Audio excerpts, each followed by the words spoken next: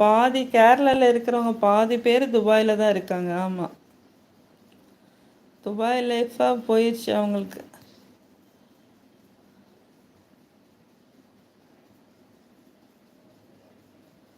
கோல்டன்னா சில நாய்ங்கோ அவங்க கூட வந்து பேச, நீங்கள் எனக்கு என்னோட மகளுக்கு சமம்.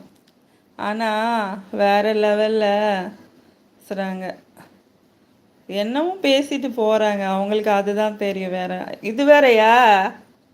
அட கடவுளே,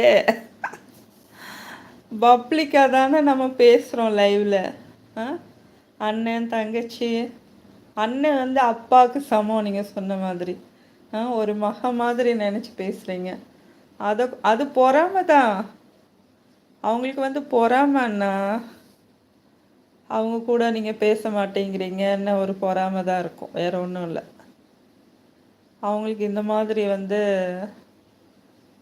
பேச மாட்டேங்கிறீங்க, இந்த மாதிரி அண்ணன் கிடைக்கல, இந்த மாதிரி தங்கச்சி ஒரு அன்பாக பேச மாட்டுறாங்க அப்படிங்கிற பொறாமையில் தான் அந்த மாதிரி பேசுவாங்க. அவங்களெல்லாம் நம்ம மனுஷங்களாவே கணக்கிடக்கூடாதுண்ணா.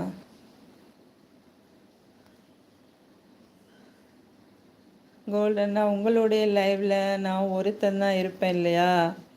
அவங்க என்ன அவன் மட்டும்தான் பேசிகிட்ருக்கான், மகளே மகளே அப்படின்னு சொல்கிறாங்களா?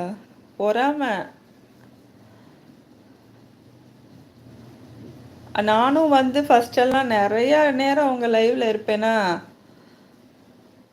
என்கிட்ட யாரும் அப்படிலாம் வந்து சொல்ல மாட்டாங்க. சொன்னால் கிளின்னு கிழிச்சு விட்டுருவேன்.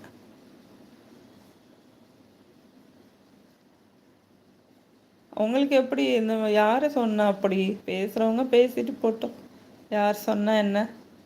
நம்ம மனசு சுத்தமாக இருந்தால் போதும், யாருக்கும் பயப்படணும்னு அவசியமே இல்லைண்ணா. அதனண்ணா, உலகம் வந்து வாழ்ந்தாலும் பேசும், தாழ்ந்தாலும் பேசும்.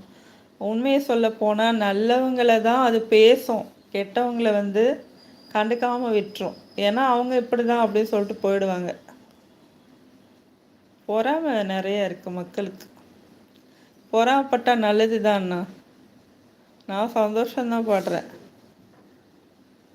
நம்ம இந்த அளவுக்கு நம்ம வந்து பேசுகிற அளவுக்கு ஒரு நல்ல ஒரு அன்பான அண்ணன் தங்கச்சி அப்பா மகள்னு இருக்கிறோம்ல. பொறாமப்படுறாங்களா? எனக்கு ரொம்ப சந்தோஷமாக இருக்குது. பொறாமப்படட்டும், இன்னும் நிறைய பொறாமப்பட வைப்போம். அதுதான் என்னுடைய கொள்கை. யார் என்ன சொன்னாலும் ஐ டோன்ட் கேர். நான் தானே, நான் யார் சொன்னால் எப்படி சொன்னால் எல்லாத்தையும் நான் பார்த்தேன். ஆனால் அவன் என்ன,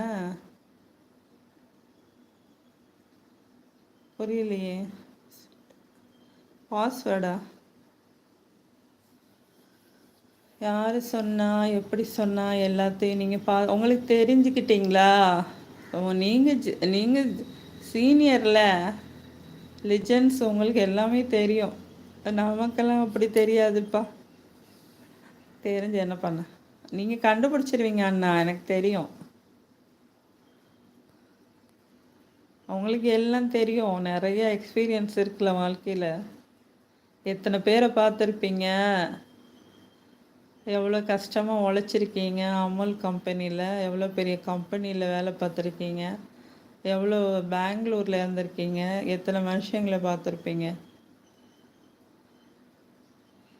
கோல்டன்னா, எவ்வளோ பேர் தெரியுமா என்னை பற்றி எவ்வளோ நல்லா பேசுகிறாங்க தெரியுமா?